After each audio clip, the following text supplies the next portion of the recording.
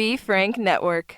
Content on this production is for entertainment and informational purposes only. It is not medical advice, nor is it intended to substitute medical treatment or diagnosis.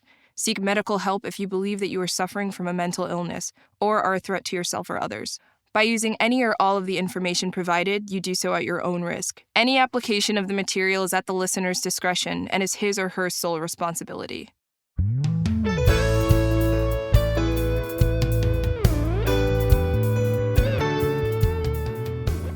Hey everybody, Doc Brian here, and welcome to Doc Talks, where we talk about people's troubles, trials, tribulations, and hopefully triumphs in life.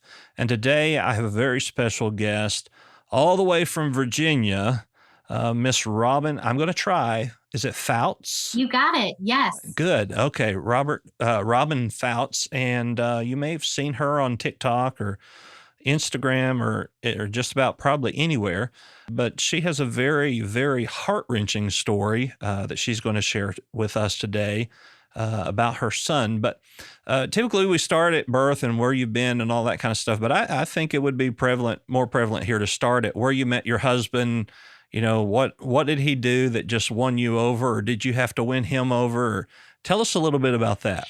Yeah, I actually was leading or hosting a women's Bible study in my home. And we were all women who've kind of been through a lot in our lives. And we just were gathering. And one of the girls that was in my group was like, hey, let's go have some dinner one night. So we went and had dinner. And while we're sitting at the dinner table, she said, how do you know this guy, Nate Foutz? And she said, I see you're friends with him on Facebook. And I said to her, well, the only reason why I'm friends with him on Facebook was because I was writing several blog posts about my life and some of the struggles I had been going through at that time. And he was commenting on some of my posts underneath a friend who had posted it. So we were just having some of these little conversations. And I said, so I don't really know. We're just friends on Facebook. And So she said, well, he is such a great guy. She said, he is an amazing father. He's a single dad. He is a drummer. She said he used to have this band called Vroom. Actually, they were just listed in Relevant magazine. I don't know. It's as one of the top early 2000 bands. He's just had a really great band. And then he also toured with another band called Good Charlotte. They're well known, more of us in that secular world of great music, and pop punk was their style. So he toured with them. And so I was like, well, it's not like me. I've always been the kind of girl that's like the guy chases the girl. You know, that's just how I grew up in my Southern views. And, but I thought, you know what, I'm going to just message him on Facebook. And so I did. I messaged him. I said, hey, I'm sitting here with our mutual friend, Kelly. And she said, you are such a great guy. And literally, Dr. Brian, he responded just like immediately. And then we started talking. We talked that Saturday just on Messenger, on Facebook Messenger. And talked all the way through Sunday morning. I was going to go to church, and then my oldest son got sick, and so I decided to stay home. Well, that was when I said, "Hey, is it hard?" Because we were both single parents. I said, "Is it hard to be to date while you're a parent?" And he said, yes. And then immediately he said, listen, I did not want to do this on Messenger. I've been trying to connect with you face to face. I know we work out at the same gym, but he said. Now, did you know that? Did you know? I didn't. Well, I did, because you know why? Because I posted on his Facebook wall one day. I said, hey, I think I saw you at the gym today. I didn't know this until after we got together, but he said he started going upstairs through where the elliptical equipment was. He said, I would go up there looking for you, trying to find you, you know. And he had already Facebook stalked me. And he said, I really felt like I really wanted to meet you. And so that day in that message, he said, can we just go grab a cup of coffee? And I said, I remember saying this and typing it out. Really? Question mark, question mark. And he said, yes, really. And I said, okay, let's do this thing. That was how we met. And then our first date was the following Friday. And we just we just talked for hours. He felt safe. Mm. He felt emotionally safe. And I have never felt that way. And he just listened and vice versa. We just connected. And that was the start of our relationship. Yeah. And you know, I hear that a lot of this person makes me feel safe. And if you don't have that in a relationship, I don't think you have a relationship. Agreed. And if you're in a relationship and don't feel that way, you probably shouldn't be in that relationship. So he was looking for you when you found him. That's exactly right. Kind of ordeal. Yeah. And it's funny is he told me, he said, I looked at our mutual friends on Facebook, and he said, I thought to myself, he said, I literally prayed this, God, if you could take one of her mutual friends on Facebook and connect us. Well, little did he know, I wasn't friends with Kelly on Facebook. She was just in my community group that met in my home. And so it was really, he said how cool God is in that moment, how it wasn't one of the 11 mutual Facebook friends. It was somebody in my group that I had at my house. So it was it's been, it was a wonderful whirlwind of an experience with him. It felt right. So, it was right. So how long from dating did you get engaged and then married? Well, it was really quick. So our first date was that Friday, and that was the first weekend in March. After that, we just spent a lot of time together, and it was July of that same year he proposed. So March to July. And then we eloped in October. And there you are. October 27th, 2011. 10/27/11 is our anniversary. Wow. Yeah. My wife's, I say my wife's anniversary because weddings and anniversaries are all about the woman anyway. So our anniversary is 12/11/10. So and we didn't do that on purpose. It just happened that way. But it's easier for me to remember. So it all worked out. Now you mentioned my husband has a watch tattoo on his wrist that has our anniversary 10/27/11. So that's very genius on his way to, but he can't ever forget an anniversary because he'll really be in trouble then. That's exactly right. So you mentioned he was a single dad and you were a single mom at that point. So you had one kid and he had one kid, or? No, I had two boys. Okay. At that time, gosh, they were 12 and 11.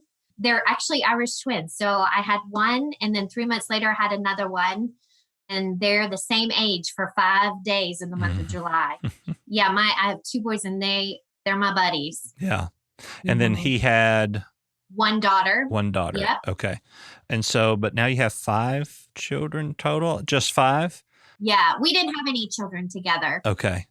Now, but it is a blended family. Yes, sir. Okay. What was that like with your family and friends and his family? Was there any type of issue there? You know what? There wasn't. And I think because people saw my family, we are very deeply faith-based. But I think they saw the challenges and the struggles of both of our previous marriages, and they were extremely supportive. And actually, for me personally, going through my own divorce and the journey after that, I think I was harder on myself than the people around me were. I felt like I failed.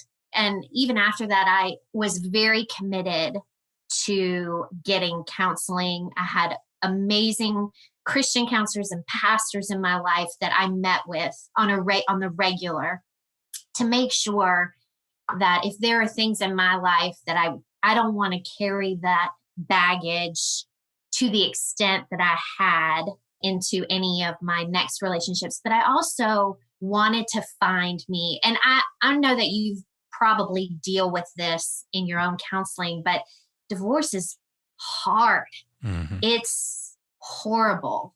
I think people want to make the assumption that it'll be easier after. And maybe in some cases it is. In my case, I struggled finding who I was after that. Because at that time I was a stay-at-home mom. I was homeschooling my kids. I was trying to be that Pinterest mom, and I was doing it all by myself, really. Loved being a mom. But after the divorce, then I had to get back into the work field. And then I had face this, I'm no longer a married woman, and who am I now? And so it was just it was a hard time, but it was a very healing time. And I really took the steps to find out who I was in God, Mm-hmm. in the Lord, for me, after such a heartbreaking situation and circumstance. And that took time. And so when Nate came along, he had kind of been in the same position. He had really turned his life around at that point. He, grew up in such a solid home, solid believers. His parents had been together for, 50 years. We just celebrated their 50th year anniversary. Amazing, amazing people. They saw the heartache that he had gone through. And he was kind of the black sheep of the family at that time. He was just kind of the oddball, I guess, what I would say, of the family. Just everybody, his whole family, they work at Liberty University. Mm-hmm. And that's right here where we live. I knew Dr. Falwell Yeah. very well. Yeah. So did my in-laws, knew him really well. And so, Nate was a drummer, and then he gets into the rock and roll world. He starts at Liberty and, doesn't finish because he's trying to become a drummer. Mm-hmm. And, but you can't trust drummers. You know that, right? Yeah. Yeah, that's right. He's tattoos and, just real edgy, but his family loved the heck out of him through all the pain that he went through. They were just so authentic and supportive, and never, I don't think, ever made him feel judged. And they never made me feel judged either. Actually, when I came into the picture, they were super grateful, I think, because this is the kind of relationship that they had been praying for their son their whole lives, right? His whole life. It's been precious to have that kind of support system, even to this day. Yeah. Now, I have counseled with several women and men who were divorced, and one of the common themes that I hear is that they say, I feel dirty. Mm-hmm.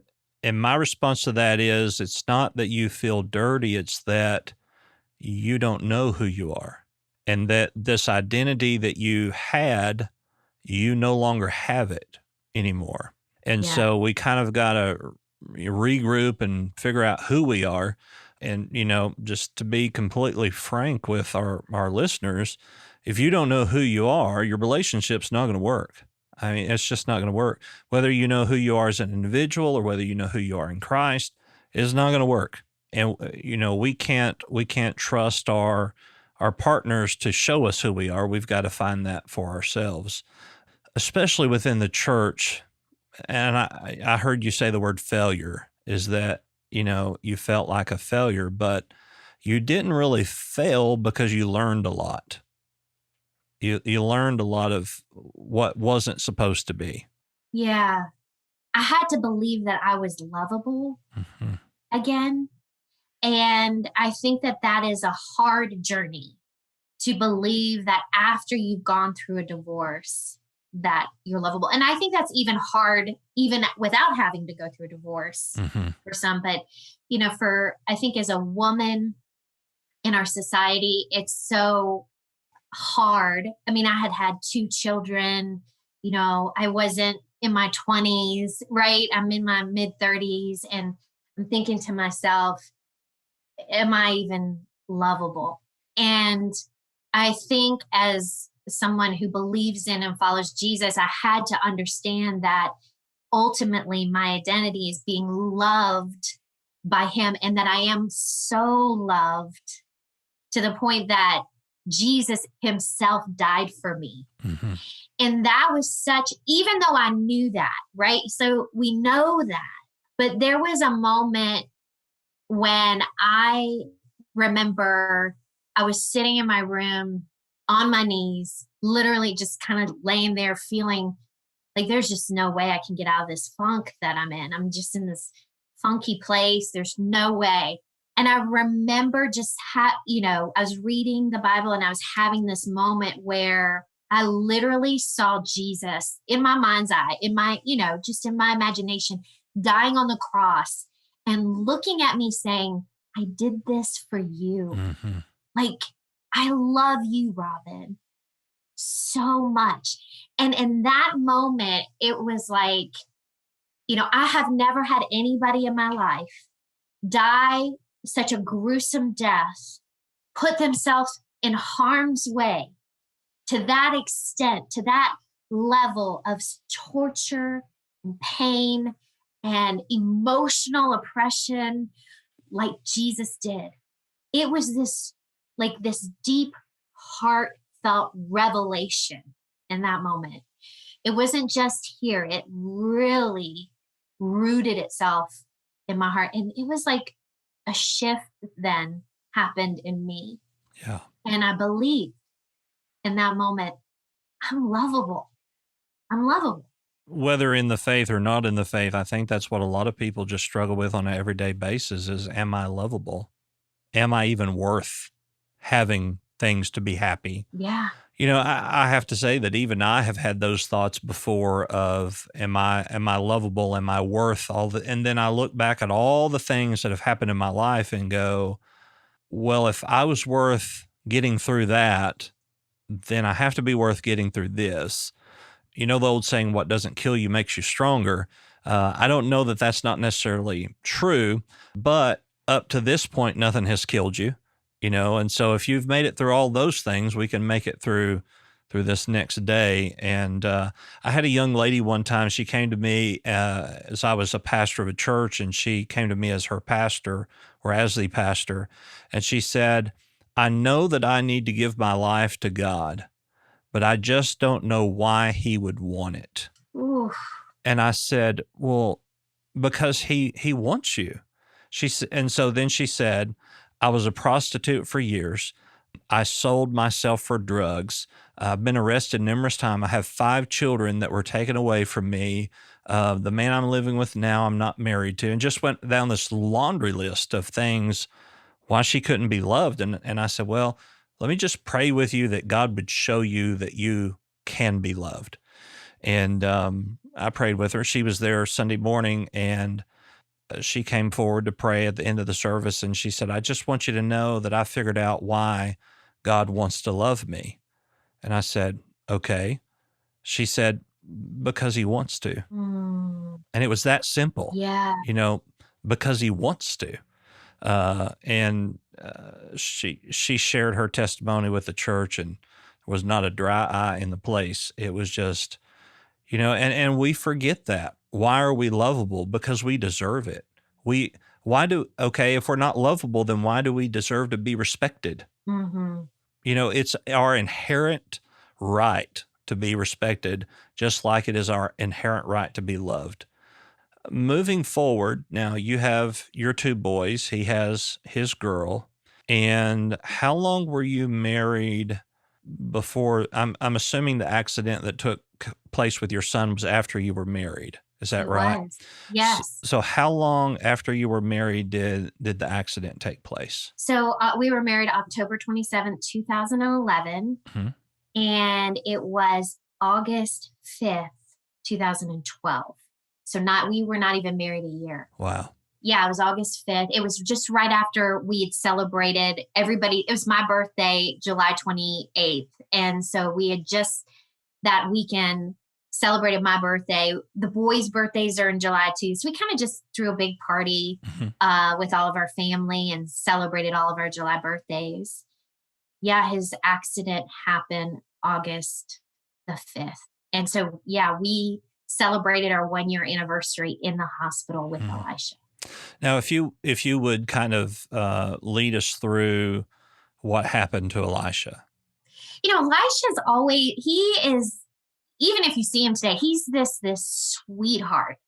I mean, and he's always been that way. He just has this sweet personality, wants to make you smile, wants to make you laugh. That's how he's always been. And he and his brother, he was very athletic at the time. And he and his brother always rode their bikes. And we lived kind of in a neighborhood, and there was a church around the corner, and they would ride on the sidewalk. It's not like they were riding on the street. They would ride on the sidewalk and go down to the playground. Well, it was Sunday night. We had decided it was going to be that weekend we'd celebrate our birthdays. And then Sunday night we said, let's just do family time.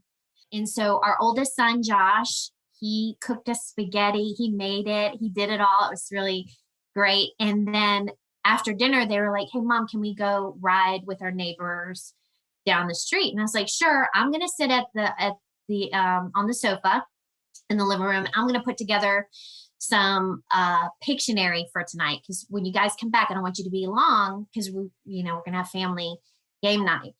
And so they decide to go ride bikes, and I'm sitting on the sofa, and I decide I'm going to do Old Testament Bible stories. This is what I'm telling myself. So I start writing down Noah's Ark, Adam and Eve, Cain and Abel, just writing all this stuff down. Joseph is coat of many colors. And then I wrote down the story. I wrote down Abraham and Isaac. And I really felt led to pull up on my phone a synopsis of that, like just to go back to that story. I mean, I literally felt led to do that. I pull it up, and the synopsis said that Abraham had unwavering, unshakable faith. And I believe it's going back to that those verses in Romans, where he had unwavering, unshakable faith, that he knew God was going to raise his son up if he had to sacrifice, or that he would spare him. He just knew. There wasn't any shaking of his faith. It was unshakable. And I read that, and it really spoke to me. And even that day, I do want to back up a little bit.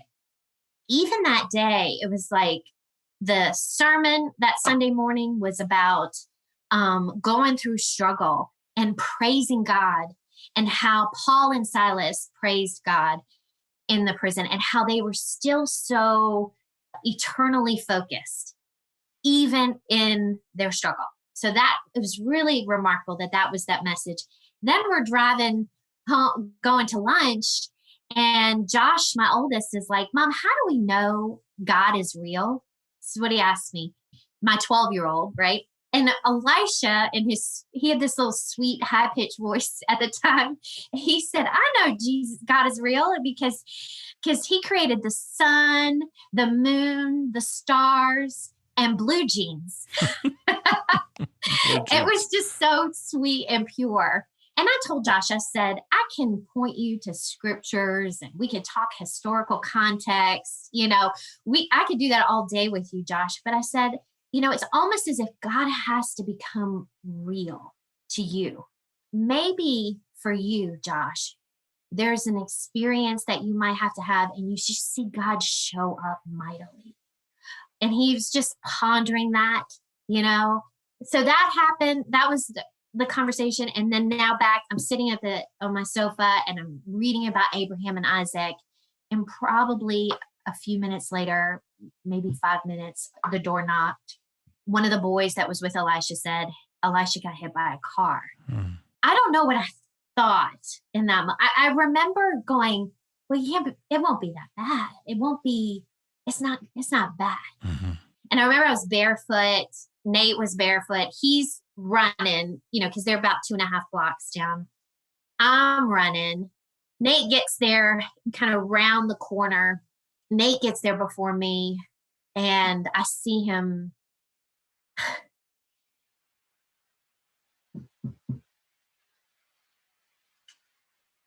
It's always this moment when I share the story where I get a little emotional. It's okay. I see him leaning down towards Elisha, and Elisha's he's laying in a puddle of his own blood in the road on his side. He had his arms kind of crossed. I have a picture of him when he was a kid where he slept like that. And I looked at him, and Nate looks at me and he says, just don't come any closer. And I don't know. I mean, I think I know why, but I listened to him, and I'm not sure that that's the right approach, right? I say that loosely. What is the right approach? Right. Right. But I literally just turned and looked up to heaven in that moment. And I said, God, I trust you. I lifted my hands and said, God, I trust you. I don't remember all that happened. I've had some first responders after the accidents, reach out to me and say they have never, and this blows their mind. This is what I spoke at an event, a women's event a couple of years ago, or actually at a church, and was sharing. And one of the first responders was there, and he said, I have never felt the peace of God in such chaos like I did that day. He said it was so weird for him. And he said, you were going around just praying like, God, he will live and not die. It was just like I was praying that, and I didn't even know what I was praying. And I just was quoting scripture. I was like, God, I remember thinking of Jeremiah 29:11. I was just holding on to those words. Like, God, I know the thoughts that you think towards Elisha, thoughts of good and not evil, thoughts to give him a future and a hope. And it was like all these scriptures started kind of like coming out. And again, I don't remember everything. It was very surreal. I got into the car with one of the EMTs, and I remember the radio was turned up, and I turned it down, and I just prayed. I was just kept praying. I was just praying and praying. We get to the hospital, and Nate's like, do you want to come back? And I was like, I don't know what I want to do right now. I was like, I feel like I just need to get with God. Like, that's how I felt. I was like, where's my safe place? And it was with the Lord. And so I just started praying. And so Nate was back there. They were very cautious. He couldn't go all the way back because they were really trying to stabilize Elisha, but he was there where the doctors could speak. So I was in a room, and I remember the chaplain came in, and he just looked, there wasn't a lot of hope because he kind of heard the diagnosis. And because there was no response. Elisha there was nothing. And also my oldest son was with him. I do want to say this, that my oldest son was with him, and he tried to wake Elisha up. So that day, trauma hit my family. Absolutely. Big time. Right. So emotionally, psychologically for my oldest, and then obviously physically for Elisha. And I remember Josh, even at the scene of the accident, he ran up to me just in tears. Mom, it's my fault. That's what he said. And I remember grabbing his face. I was like, I don't know what's going on, buddy. I was like, but it is not your fault. I said, I know that I know God is going to come through some way. I know he is. That was the beginning of healing for my oldest too. He's finally, I think, we're talking 9 years later, right? He's finally seeing some real healing in his own life. That was a real challenging moment. And then he and I have had conversations even after that. I remember he came to the hospital, and we went to lunch, and I told him, I said, kiddo, I could blame myself all day long. Like, why did I let you guys go ride bikes? Why did I buy that bike? Why did I buy the house in that neighborhood? All day long, I could blame myself if I wanted to. And I was like, that only makes us feel defeated. and like victims. And I was like, and I believe that we're going to show the world. This is what I said to him. We are going to show the world how we overcome trial. Because see, that's what separates us as Christians, as believers. That's the part of it that says, what's different about you? Because I know that we're loved by God. I know he's doing something. There's something greater happening that I don't always get to see. So get to the hospital, the chaplain comes in, Nate's back in the back, and I'm just praying. So the nurse, while I'm talking to the chaplain he said, where are you at? And I said, I'm standing in faith. That's where I'm at. And he said, okay, I'm going to do that with you. And then that's what he did. He just prayed with me and prayed in faith. The nurse comes in. She says, you're going to want to say, hey, we're going to put him on the helicopter. You're going to want to talk to him. Again, surreal is just really the only word I can describe. I mean, I walk outside, it's like foggy, it's dark. We're on the helipad. They're getting ready to put Elisha into the helicopter. He's laying on a stretcher, strapped in. And I could see he's got, dried blood on the side of his head. He just looks so cute. He's this little nose. I mean, just such a sweet face. I just leaned over and I said, baby, mama's here. You're going to make me cry. I'm sorry. I love you. And I said, Jesus is going to come through. I don't know how, but he will. And so they put him on the helicopter. My husband rode with him in the helicopter. And I remember being in my car and I was just holding on. I wanted to drive. It was like, I felt like I could have something to control. I hate to say that, but that was like, I needed to control something. Right. It was like a coping mechanism for me. I wanted to, because I couldn't control this circumstance, right? I couldn't control the outcome. I couldn't control what was going on. And I remember driving and I was like, God, I feel like I'm like Moses. I want to stand before you. And I just want to remind you of who you are. I want to, and it was more me saying it to myself because God knows who he is. He's not an insecure God like we are, but he's not insecure at all. It's just, and so in that moment I was like, I'm just reminding you of your word. I know who you are, that you are God, the God who heals. You called yourself that you called yourself Jehovah Rapha. I was like, and so I'm going to trust that. I know that you are the Prince of Peace, and I'm resting in that. I know that you are mighty. And I just began to really I was declaring things. My mom was in the car with me.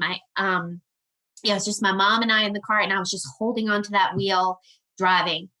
And it was like I became enveloped in peace. It was crazy. I just felt like wrapped up in a blanket of peace. And I get to the hospital, and little did I know, and I don't know if it happened at the exact same time or not, but my husband comes up to me. At the same time I say this, I was like, I have a peace. It literally is a peace that passes understanding. That's how it was. Like, I couldn't understand where this peace was coming from. Right. It's like, I have this overwhelming peace. And Nate said, I was so nervous to tell you that I had this peace, that God was going to do something really remarkable in the situation. And he said, I was nervous to bring it up because I just, want you to process. I want you to feel. Sure. And he said, I don't know if it happened at the exact same time, me in the car, him in the helicopter. That's what he said. But he said at that point, it was an equipping for what we were about to face.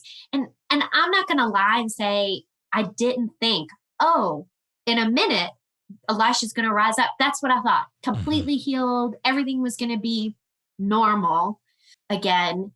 And, but that same peace has stayed with us for the last 9 years. I mean, that was the beginning, our journey, really, that moment. And little did we know what the diagnoses were. Little did we know how many surgeries he would have to have. I mean, at that moment, Elisha We had found out, maybe just a few hours later that Elisha had severe traumatic brain injury. He had had multiple strokes because of the trauma. He had a compound fracture in his leg where the car had hit him. What happened was, and his friends were racing right there by the park. They were in a parking lot. They were just racing, and he lost control. He couldn't turn to get back on the sidewalk. I mean, they literally were in a parking lot that had no traffic, and they were turning onto the sidewalk. And he went out right in front of a car. She couldn't see him because there were cars parked on the street. I mean, he just came out right in front of her. She wasn't speeding. She didn't do anything wrong herself other than just being at the wrong place at the wrong time. She hit him on his left side, hit his left leg, broke it, compound fracture, exposed bone, obviously. He flipped over the car. He had a brain shearing. Mm-hmm. So kind of like baby shaken syndrome. Right. So that the neural pathways kind of sheared. Yeah. So they had to put him into a medically induced coma. They had to remove a portion of his skull to let his brain swell. And I remember our pastors coming and friends of ours showing up. And we had this was several years ago. Our pastors our pastor and his wife are just dear friends of ours now, but we had just met them 3 days prior. Oh, wow. And they showed up and he said, we don't always do that. We don't, and they did. They came, and that was such a remarkable journey in and of itself, the friendship that we've kindled because of that. But I remember them coming in, and our friends were there, and I walk into the waiting room and I said, I need y'all to pull up your bootstraps and dig in with faith with us as a family. And so we did. And we're here today. Yeah. So in those moments where you said you were praying and you're reminding God of his promises while you were speaking that in faith, was there the psychological doubt going on in the back of your mind that, okay, yes, I'm speaking, and God, I believe you can do this, but almost this reality setting in the back of your mind, and they were kind of at odds against each other? Absolutely. That's a great way to say it. I think that's why I was so bold in it. It's like just speaking to the doubt. Mm-hmm. I'll say this. As we went on in our journey, there was a time when we were down at a hospital down in Charlotte where Elisha had rehab, and the psychiatrist on the hall of the rehab unit, she struggled with us in our faith. Mm-hmm. She really struggled with it. She sent a chaplain in and she said, they're just delusional. And because at that time, Elisha was doing nothing. He was unresponsive. I mean, there was not a lot of movement happening, not a lot of response happening. So the chaplain comes in and he sits down and he looks at us and he says, the psychiatrist is really worried about you all. And I said, really? We just sat there and listened to some of the things that he said. And I asked him, I said, can I ask you a question as a chaplain? I'm not saying that my son is not laying there struggling with his issues. He is physically incapable right now of moving. He's unresponsive. There's nothing. I'm not saying I'm not seeing what's happening. I said, but isn't faith believing something you don't see? So is that delusion? Because I'm not saying I'm not seeing reality. I'm just saying I believe that God is bigger than my reality.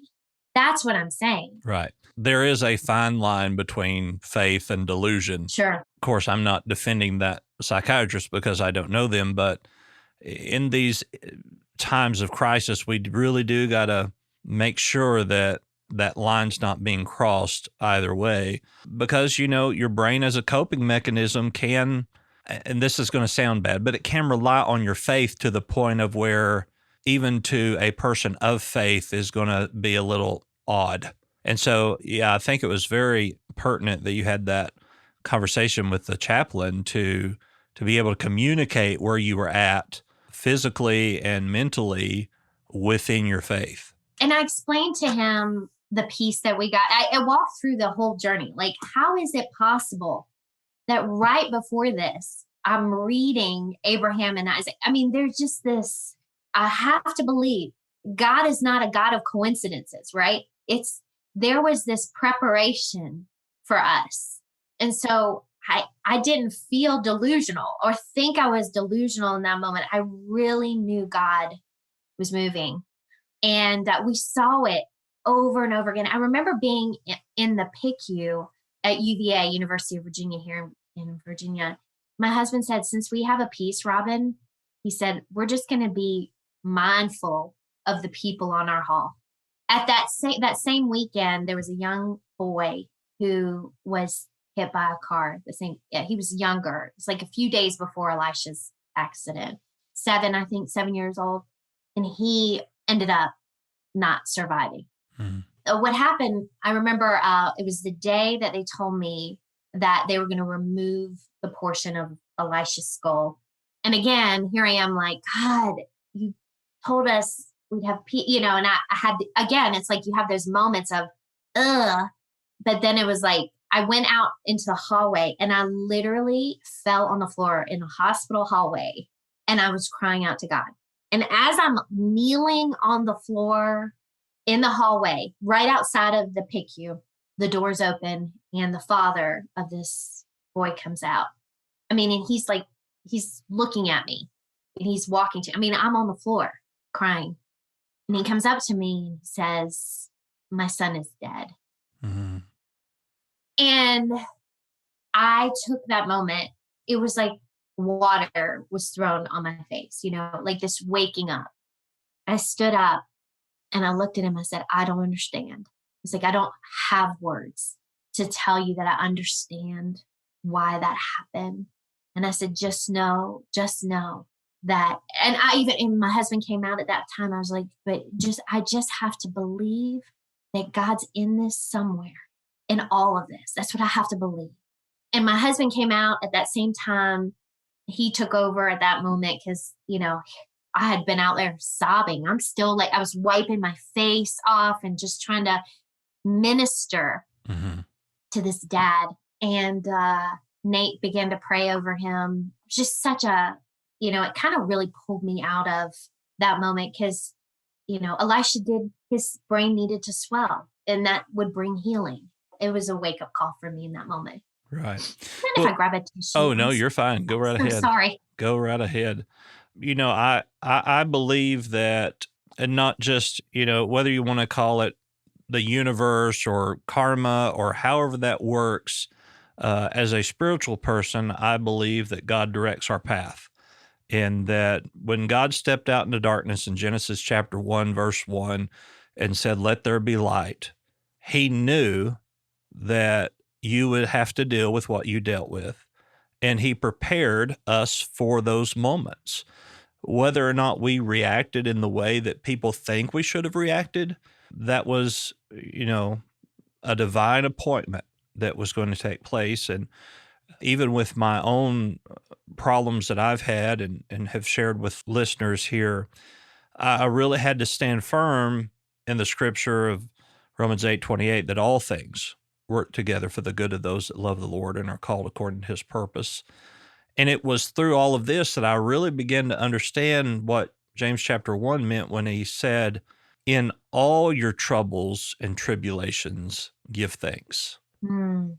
And I'm going, okay, and we've talked about my son having open heart surgery. It was difficult, in those moments. And I like to say that I'm a person of great faith, but there was a point where it got to peace, but then I got to questioning, am I supposed to have this peace? And then I kind of felt guilty that I did when other family members didn't. And so there is that, as I said, that battle between what we know as our faith and then our flesh of what is really going on here. I think you're right. There's always that battle. And I think for me, one afternoon, the doctors came into Elisha's room. And I'm talking neuro, ortho, the PICU doctor. And then the room had like 4 nurses. I mean, it was just packed. So we're in this little hospital room on the PICU floor. The neuro doctor looks at me. He takes his thumb and he presses it super hard right here. And I guess there's some sort of nerve or just right here. And there's an expectation of some response. Right. There was nothing, absolutely nothing from Elisha. And he looks at me just with this look like, this doesn't look good. And I said, I know. I said, I know. And I said, I know it doesn't. And I said, I just need you to know how much I appreciate all that you've done.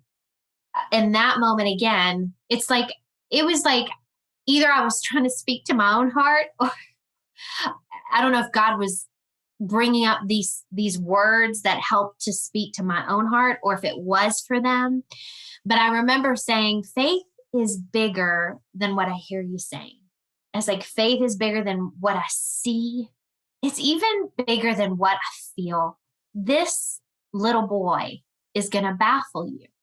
You know, it's kind of like this, the look. It's like, And I remember, I'm going to pull up the scripture, and it was out of the Amplified. I remember waking up, it's the very next morning. And I wake up early and I can't sleep. We're getting ready to go to the hospital. We were over there at the hospital at 6:00. And I'm, in my hotel room. I could see the hospital from my room. And I'm praying and just growing weary. I mean, we've been there for several days. We were in the hospital for a long time. And I'd never say the word. I'd never say this kid's going to baffle you. That's just not something that I would say this kid will surprise you or whatever. But I said that in that moment. And literally I'm taking my Bible and I had worship music on in my headphones. I'm kneeling in the living room of our little hotel suite. And my husband's in bed at probably about 4:30 in the morning. And I was just like, God, I need to hear. And I'm not even lying. You do that thing. You flip the Bible open. I need a word, right? And it was my Amplified Bible that I had. And he took me to 1 Corinthians chapter 1, verse 19. And it says, for it is written, I will baffle and render useless and destroy the learning of the learned, the philosophy of the philosophers and the cleverness of the clever, and the discernment of the discerning. I will frustrate and nullify them. And it was like that again. It reminded me, I just said this little boy's going to baffle these wise, learned doctors, right? And again, it was just God's continued, it just felt like confirmation. And so again, did Elisha jump out of the bed at that time? No. Was he completely healed? No. He has to this day, and even our doctors will say, baffled them. Right. It kind of makes me go back and think about the story of Naaman the leper and how he was sent to the prophet to be healed. And the prophet said, okay, well, go dip in this whatever river it was, 7 times. And then the scripture says it made him so mad he tore off his clothes and had a fit and said, isn't there better waters than the one you told me to go into? And all of this kind of stuff. And in my mind's eye, I kind of think that Naaman expected him to just say, be healed, and he would be healed. But there had to be action put to his faith in order to receive. And I think that a lot of times that we expect things to happen a certain way, but that's not the plan. That's not the plan. And while our faith may be shaken, our faith is not removed. And so we see these things that happen over and over again. And, you just kind of have to stop and say, okay, God, this isn't what I was expecting, but you have a plan. You have a plan, and I trust you. And I think that's the part that people struggle with is what are your expectations? I think if you rest in the expectation that God's nature will always come through, then you're not disappointed. Right. His character is always going to come through in every circumstance. If we lean into that, he's just he's so faithful. He's not a man that he would lie. Right. He is who he says he is. And so it doesn't change that how you might feel. But I think that that's really what faith also is. I mean, yes, you can have the peace, and yes, in those moments really have it. And I have, man, I can honestly say that I've had it. And I can honestly say that there are moments when I look at the situation and I'm like, all right, God, when? And then there are days where I'm like, and then why? And I have to pull myself back, because if I'm constantly focusing on the why of it all, then I'm going to miss his character coming through. I'm going to miss the opportunities to show how good. And I think that that's why our lives right now are really impacting the people that are seeing us on TikTok or Instagram, is because we're just choosing not to live in the why. We're resting in the character of God and trusting that he's coming through. And he is. I mean, the lives that are being touched by this story, I never expected this, never expected the reach that we have had. Yeah. Never. Absolutely. Well, we're going to continue this conversation on Doc Talks DX. So I thank you for listening to Doc Talks today. And Rob and I appreciate your willingness to share. This is not an easy story to share. And I can say in my own experience, the more that I told my story, it didn't get easier, but I began to see God working in different ways every time that something stuck out. So I'm Doc Brian, and as we go into our diagnosis part about this, that episode will be on Patreon, Doc Talks DX with Dr. Brian Shepherd, where we'll talk about a diagnosis that would be considerable to this situation, and talk about treatment and how Robin and her family coped through this. So Robin, I appreciate you once again sharing your story with us, and hopefully our guests will join us on the second part of this podcast. Robin, where can we find you at? Where can we find your family? Look us up at the Foutz family. That's our username on TikTok. That's our username on Instagram. And that's our username on Facebook. We actually have a page, the Foutz family. So anywhere you type that in on social media, you should find us. And Foutz is spelled Foutz. All right. Of course, we'll have all that information in the description of this podcast. And you can find me at thedocbrian.com, and on Instagram, _doc_Brian. Of course, on my website, the Doc Brian, there is a link at the bottom of that page for all of my social media. And feel free to follow us there. And we look forward to having you listen to us next time. Once again, please check out the second part of this episode, Doc Talks DX, on Patreon. Doc Talks is a part of the Be Frank Network. You can hear all of our podcasts there at BeFrankNetwork.com. Again, thank you for listening today, and we will talk to you later.